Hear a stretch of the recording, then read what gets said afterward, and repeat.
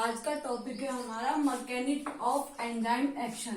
जो enzymatic action होता है वो कैसे होता है। तो जनरली आपको पता है एंजाइम्स के पास एक बाइंडिंग साइट होती है जहां पर सबस्ट्रेट बाइंड होता है, तो उसको हम बोलते हैं एक्टिव साइट। ठीक है, तब जब आपका एंजाइम सबस्ट्रेट से जाके बाइंड होता है तब वो एक कॉम्प्लेक्स बनाता है जिसको हम बोलते हैं एंजाइम सबस्ट्रेट कॉम्प्लेक्स। सबस्ट्रेट आपका जो एक्ट करता है वो एंजाइम की एक्टिव साइट पे जाके बाइंड होने के बाद करता है, जहां पे आपकी कैटालिसिस रिएक्शन कॉज होती है। ठीक है, जब इस पे सबस्ट्रेट आपका कोई भी मॉलिक्यूल हो सकता है या फिर आपका कोई प्रोटीन है या पॉलीसेकेराइड है। ठीक है, जब आपका एंजाइम सबस्ट्रेट के साथ बाइंड हो जाता है तब वो बनाता है एंजाइम सबस्ट्रेट कॉम्प्लेक्स या मैकेलिस कॉम्प्लेक्स। जब कैटालाइसिस होने के बाद जब आपका एंजाइम सबस्ट्रेट के साथ इंटरेक्शन करेगा, रिएक्शन कॉज करेगा, तो वो उसको प्रोडक्ट में कन्वर्ट कर देता है। देन आपकी जो रिएक्शन होती है एंड होने पर आपका जो एंजाइम होता है वो रिएक्शन से अलग हो जाता है सबस्ट्रेट को प्रोडक्ट में कन्वर्ट करने के बाद। अगर इस थ्योरी के मतलब मैकेनिज्म ऑफ एंजाइम एक्शन के लिए इसको एक्सप्लेन करने के लिए दो थ्योरी हैं आपकी, lock and key model and induced fit model. So पहला मॉडल है आपका लॉक एंड की मॉडल। ठीक है, इस मॉडल को प्रपोज किया था जर्मन के केमिस्ट है एमिल फिशर ने। कौन सी ईयर में? 1890s में। ठीक है, अकॉर्डिंग टू दिस मॉडल, इसके अकॉर्डिंग जो during the formation of enzyme substrate complex, enzyme substrate complex के टाइम पे, बनने के टाइम पे जो आपका एंजाइम होता है उसका शेप जो है वो एक्टिव साइट जो होती है वो रिजिड होती है, रिजिड होती है। और जो इसका जो एंजाइम का जो शेप होता है वो पहले से टेम्पलेट की तरह होता है, फ्री शेप टेम्पलेट होता है, जिससे जैसे कि आपका एक जो की है वो लॉक में जाके फिक्स हो जाती है। इसीलिए हम इसको बोलते हैं लॉक एंड की मॉडल। और इसको एक और फिर बोला जाता है और rigid free shape template model. ठीक है, तो इसमें जो आपका एंजाइम का जो एक्टिव साइट होती है उसका शेप जो होता है वो रिजिड होती है, और जो इसकी शेप होता है एंजाइम का वो टेम्पलेट की तरह होता है, जैसे कि एक लॉग।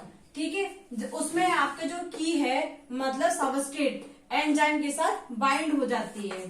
ठीक है, एंजाइम और सबस्ट्रेट, तब आपका बनता है एंजाइम सबस्ट्रेट कॉम्प्लेक्स। ठीक है, जब ये आपका जो कॉम्प्लेक्स बनने के बाद ये इसमें यहाँ पे कैटालाइसिस रिएक्शन कॉज करता है, तब वो इसको प्रोडक्ट में कन्वर्ट कर देता है और आपका एंजाइम रिएक्शन की एंड में आपको प्रोड्यूस हो जाता है। लेकिन ये वाला जो आपका मॉडल है वो जो एंजाइम आपके फ्लेक्सिबल नेचर के होते हैं उनके लिए एग्जिस्ट नहीं होता। एंजाइम नेचर जो फ्लेक्सिबल होता है उसके लिए अप्रोप्रिएट नहीं होता। नेक्स्ट मॉडल है आपका इंड्यूस्ड फिट मॉडल। मतलब इंड्यूस्ड मतलब जो एंजाइम सबस्ट्रेट को बाइंड कराने के लिए अपना जो शेप है वो उसको मॉडिफाइड कर दे।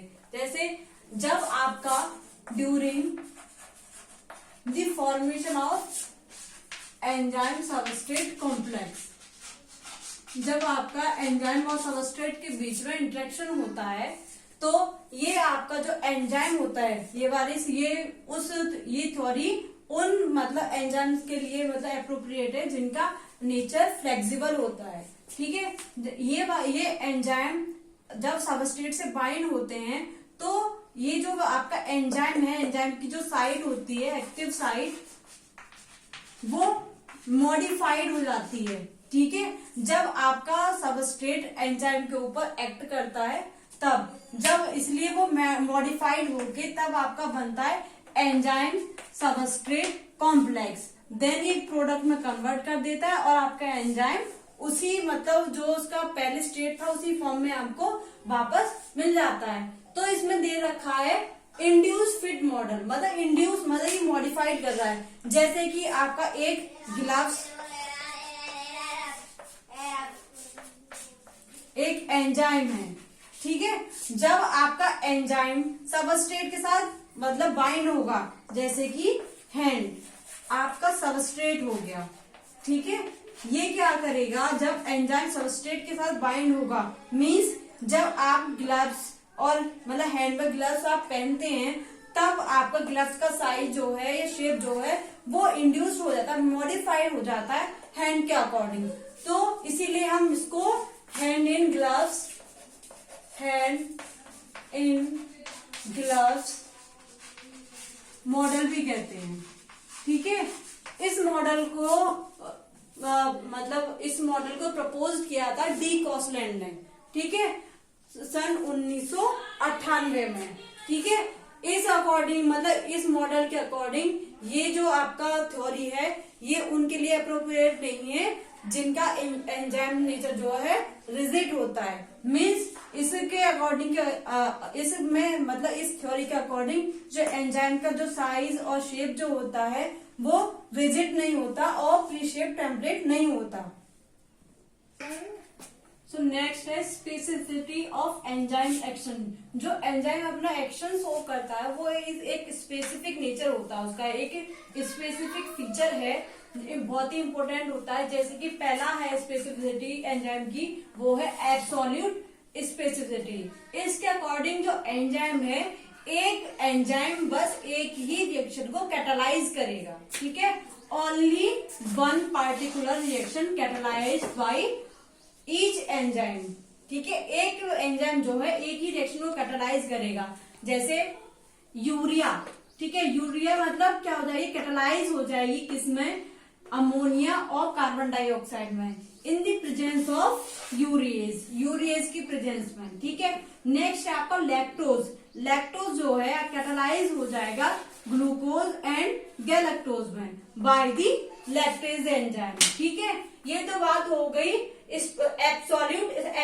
एब्सोल्यूट स्पेसिफिसिटी, ठीक है। मतलब वो एक एंजाइम एक ही रिएक्शन को कैटालाइज करेगा। नेक्स्ट है ग्रुप स्पेसिफिसिटी, मतलब वो एंजाइम या तो किसी स्पेसिफिक बॉन्ड या किसी ग्रुप या लिंकेज पे एक्ट करेगा। जैसे कि आपका फॉर एग्जांपल आपका है अमाइलेज, ठीक है। ये आपका कार्बोहाइड्रेट का एंजाइम है, ठीक है। पॉलीसेकेराइड या कार्बोहाइड्रेट्स में आपका जो लिंकेज होता है वो होता है ग्लाइको